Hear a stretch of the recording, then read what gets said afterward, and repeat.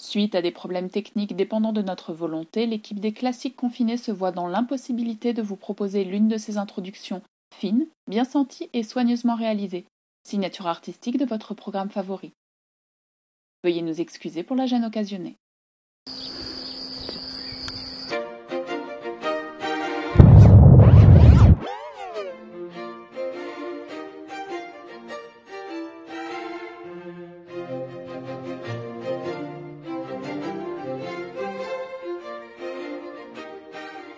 Victor Hugo, le monument Victor Hugo, romancier, poète, peintre, académicien, député, sénateur, dramaturge. Mais quand on pense à Victor Hugo, on pense rarement au théâtre. Et pour cause, c'est un dramaturge plutôt contrarié qui, à l'époque, est loin de faire l'unanimité.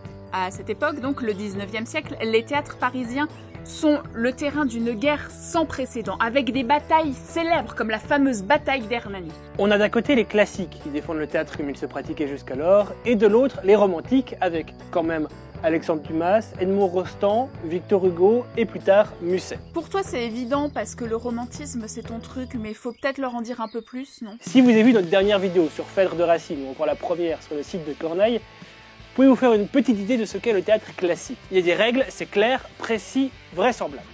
Une intrigue, un lieu, 24 heures et pas de violence. Le romantisme, c'est la révolution. Les auteurs veulent s'affranchir des règles du théâtre antique. Faut que ça déborde. Ils veulent raconter de grandes histoires avec des grands personnages qui ont de grandes émotions. Des émotions qui ne sont pas forcément amoureuses, et même souvent loin de là. Le romantisme, c'est pas les petits cœurs de la Saint-Valentin. Des émotions, de l'introspection, oui, mais tenez, par exemple, en peinture, quand on veut représenter le romantisme, la peinture iconique, c'est le voyageur contemplant une mer de nuages de Caspar David Friedrich. On est quand même bien loin de la scène d'amour romantique. On en revient peut-être au théâtre, Victor Hugo, Ruy Blas. Oui. Ça pour dire que le romantisme c'est une révolution et que comme toute révolution, ça plaît pas à tout le monde. D'ailleurs, Victor Hugo et Alexandre Dumas, fatigués de ne pouvoir monter leur pièce comme ils l'entendent, seront à l'origine de la récupération de la salle Ventadour par une compagnie dédiée à la création de leurs œuvres. Elle sera inaugurée par Ruy Blas. L'action de la pièce se déroule en Espagne au XVIIe siècle. Ruy Blas, c'est le nom d'un personnage. Oui, on le précise parce que moi j'avais pas deviné avant de lire la pièce il n'y a pas si longtemps. C'est le valet de Don Salluste, qui est un sale type. Don Salluste, pas son valet. Il fait flipper tout le monde, jusqu'à la reine d'Espagne. Qui vient de le disgracier pour avoir séduit et refusé d'épouser une de ses filles d'honneur. Il a plus qu'à faire ses bagages et aller se foutre au vert. Mais on l'a dit, c'est un sale type. Il compte donc se venger. Il a un cousin, Don César, aussi noble que lui, mais qui, croulant sous les dettes, a abandonné son titre et son nom pour vivre une vie de vagabond, voleur, bohème, sous le nom de Zafari. Un personnage de rebelle, comme les aiment les romantiques. Don Salluste lui propose de l'aider à retrouver sa vie d'avant en payant ses dettes, si il l'aide à se venger de la femme qui lui a tout pris. César est un voleur, mais il a des principes et il n'imagine pas s'en prendre à une femme pour retrouver son statut. Il refuse. Don Salluste le fait donc enlever. Mais juste avant, Don Salluste assiste à un échange entre son cousin César et son valet Ruy Blas. Il y apprend deux choses qui pourraient lui être utiles. La première, c'est que les deux se connaissent. La deuxième, c'est que son valet est dans une belle galère. Il est fou amoureux de la reine. Il se glisse tous les jours dans son jardin privé pour aller déposer sur son banc ses fleurs favorites. Don Salluste voit là matière à mener sa vengeance. Il fait écrire une première lettre à son valet. Là, je dicte. Un danger terrible est sur ma tête. Ma reine seule peut conjurer la tempête. En venant me trouver ce soir dans ma maison. Sinon, je suis perdu. Ma vie et ma raison et mon cœur, je mets tout à ses pieds que je baise. Un danger. La tournure en fait n'est pas mauvaise pour l'attirer chez moi, c'est que je suis expert. Les femmes aiment fort à sauver qui les perd. Ajoutez. Par la porte au bas de l'avenue, vous entrerez la nuit sans être reconnu. Quelqu'un de dévoué vous ouvrira. D'honneur, c'est parfait. Ah, signé. Votre nom, monseigneur? Non pas, signé César, c'est mon nom d'aventure. Il lui fait également rédiger une deuxième lettre dans laquelle Ruy Blas atteste être son valet et agir pour lui en toute occasion. Il promet de faire de lui un homme heureux. Il l'habille d'une belle écharpe, lui donne une belle épée. Il fera de lui un homme important. Il n'aura qu'à lui obéir. on a oublié de vous préciser que toute cette scène se passe dans le palais royal. Et justement, toute la cour débarque. Don Salluste leur présente Ruy Blas comme son cousin longtemps disparu, Don César. Il joue un peu de ses relations pour trouver une place à son prétendu cousin dans l'entourage du roi. Plus tard, on est chez la reine. Et elle s'emmerde. Son mari n'est jamais là et elle n'a aucune liberté à part se promener un peu dans son jardin. Heureusement qu'il y a cet admirateur secret qui lui laisse régulièrement des fleurs. La dernière fois, il a même laissé une lettre. Par contre, il s'est blessé en passant par-dessus le mur. Elle a trouvé un morceau de dentelle ensanglantée. On annonce une lettre du roi. Enfin des nouvelles. Madame, il fait grand vent et j'ai tué 6 loups. Signé Carlos. C'est tout ? Ouais. Et c'est pas son écriture. Non, par contre, c'est celle de son admirateur secret. La reine demande qui a apporté ce courrier et on lui désigne... Roulement de tambour. Ruy Blas. Le pauvre garçon, tout ému de se retrouver face à la reine, tombe dans les vapes et dévoile sa main blessée. L'admirateur secret. Don Guritan, un autre admirateur beaucoup moins secret de la reine, ne supporte pas la concurrence et le provoque en duel. La reine l'envoie effectuer une mission plus loin pour éviter que le sang ne soit versé. 6 mois plus tard. Ouais, la règle qui veut que ça se passe en 24 heures des classiques, les romantiques, ils s'en foutent. Ruy Blas, connu maintenant de tous sous le nom de Don César, a fait une splendide ascension au sein du pouvoir. Il fait une magnifique morale aux nobles qui, face à la décrépitude du royaume, sont tout occupés à se partager les restes. Bon appétit, messieurs. Et ce discours impressionne beaucoup la reine. Elle a tout entendu caché dans un cabinet secret. Elle avoue être à l'origine de la fulgurante progression politique de Don César. Elle l'aime. Ruy Blas est ivre de joie. Bonjour. C'est le retour du méchant. Ruy Blas, dans un premier temps, tente de convaincre Don Salluste du bien fondé de tout ce qu'il entreprend politiquement. Mais ça ne l'impressionne pas du tout. Il a besoin de lui pour une mission bien plus importante. Monsieur, j'obéirai. Je consens à tout faire. Mais jurez-moi d'abord qu'en toute cette affaire, la reine n'est pour rien. De quoi vous mêlez-vous ?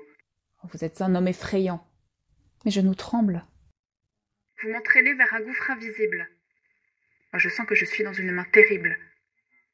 Vous avez des projets monstrueux. J'entrevois quelque chose d'horrible. Ayez pitié de moi. Il faut que je vous dise. Hélas, jugez vous-même. Vous ne le saviez pas. Cette femme, je l'aime. Mais si, je le savais. Vous le saviez ? Par Dieu, qu'est-ce que cela fait ? Il s'est fait un jeu, le lâche, d'essayer sur moi cette torture. Mais c'est que ce serait une affreuse aventure. Seigneur, Dieu Tout-Puissant, mon Dieu qui m'éprouvait, épargnez-moi, Seigneur. Ah ça, mais vous rêvez ? Vraiment ? Vous vous prenez au sérieux, mon maître, c'est bouffon. Vers un but que seul je dois connaître, but plus heureux pour vous que vous ne le pensez, j'avance. Tenez-vous tranquille, obéissez. Je vous l'ai déjà dit et je vous le répète. Je veux votre bonheur. Marchez, la chose est faite. Don Salluste fanfaronne et expose son plan comme un méchant de film de James Bond. Vous vous souvenez, les lettres du début ? Ma reine seule peut conjurer la tempête en venant me trouver ce soir dans ma maison. Et si Ruy Blas refuse de lui obéir, il y a toujours la deuxième lettre. Voici ce que ses yeux y liront.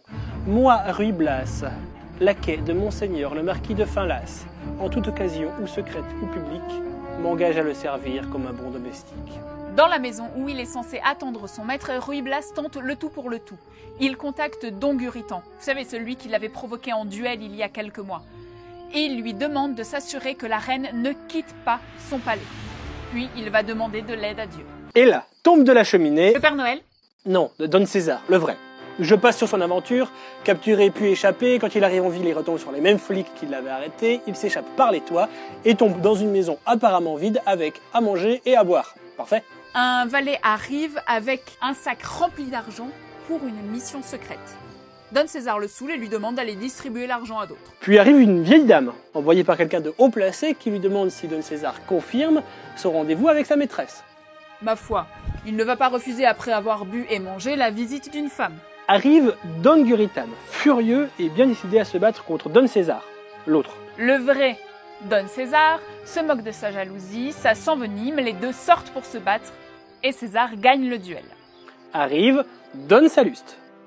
César devine que son cousin est en train de manigancer un plan et il est donc bien content de tout faire capoter. Mais Salluste fait arrêter César en le faisant passer pour un criminel recherché. Et vu qu'il vient de tuer quelqu'un, c'est pas bien compliqué. Du coup, le plan de Don Salluste tient peut-être encore debout. Plus tard, Ruy Blas, seul, se morfond. Arrive la reine. Ruy Blas lui demande de partir. Et d'abord, qui lui a ouvert? Un homme masqué. Don Salluste. Et d'ailleurs, le voilà. Il donne le choix aux deux amoureux. Soit ils disparaissent, soit il rend leur relation publique. Ruy Blas avoue sa véritable identité à la reine. Pendant un autre monologue de méchant de film d'action de Don Salluste, il lui vole son épée et l'emmène dans une autre pièce pour le tuer malgré les supplications de la reine. À son retour, Ruy Blas demande pardon à la reine pour toute cette violence, mais elle refuse de lui pardonner. Il boit alors une fiole de poison. Tellement romantique. La reine, paniquée, lui accorde son pardon, mais trop tard. Et Ruy Blas meurt après un dernier mot à celle qu'il a tant aimée. Merci. Merci d'avoir regardé jusqu'au bout ce classique romantique plus vraiment confiné. Si jamais on vous a donné envie de lire Victor Hugo, ou que vous avez déjà essayé de lire Victor Hugo, par exemple Notre-Dame de Paris lors de l'incendie, plein de monde, mais que vous avez été assommé par la longue description de Paris au Moyen-Âge, le théâtre de Victor Hugo, c'est une bonne astuce.